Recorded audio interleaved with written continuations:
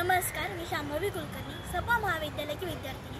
सर्वप्रथम मला ज्यांनी हा मंच उपलब्ध करून दिला त्या सगळ्यांचे मी आभार मानते। खरंच अनुराधा राजाधरचे जे सोपे आणि साधे शब्द आपल्या श्लोकांचा अर्थ समजावून सांगतात। सगळ्यात महत्त्वाचं म्हणजे ते श्लोक आपल्याला भावतात, ते श्लोक आपल्याला वेळोवेळी आठवतात, कारण ते आपल्या रोजच्या जीवनाशी निगडित असतात। आज मी तुमच्या समोर असाच एक श्लोक आणि त्याचा अर्थ सांगणार आहे। नको रे मना क्रोध हा खेदकारी, नको रे मना कामना विकारी, नको रे मना लोभ हा अंगीकारू, नको रे मना मत्सरुडा विभारू।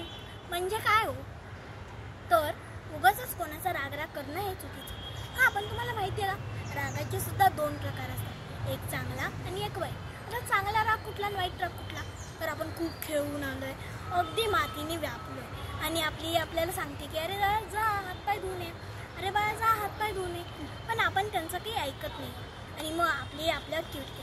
तर तो राग चांगला बरं का, कारण की ते आपल्या भल्यासाठी चिडते। पण आपल्या वर्गामध्ये एक हुशार मुलगी येते आणि ती आपल्यापेक्षा हुशार आहे म्हणून आपण तिचा रागराग करतो। हे रागराग करणं चुकीचं। आणि आनंद हा फक्त आपल्याला मिळालेल्या गोष्टीतच नसतो मानायचा, तर दुसऱ्याला मिळालेल्या गोष्टीतही मानायचा असतो। आणि म्हणूनच आपल्याला लहानपणापासूनच जर का कोणाला काही चांगलं मिळालं, कोणाचा नंबर आला, तर टाळ्या वाजवायला शिकवतात, ते तेवढ्या करतात। आपण जर का दुसऱ्याच्या आनंदात आनंद मानणं शिकलो तर आपलं जीवन नक्कीच खूप सुंदर आणि छान होईल असं मला वाटतं। आता आपल्याला असा प्रश्न पडेल की आपण माणूस आहोत आणि माणसामध्ये सगळ्या भावना आहेत, मग आपल्याला दुसऱ्या मत्स्य वाटणारच की, मग तिच्यात काय चुकीचं आहे? तर मत्स्याने नुसतं आपण दुःख ओढवून घेतो, आनंद नाही। पण तेच आपण जर का दुसऱ्याच्या आनंदात आनंद मानला तर आपण सुद्धा एक पाऊल पुढे माणूस म्हणून जाऊ लागतो आणि त्यांच्या आनंदात आनंद मानल्याने, आपण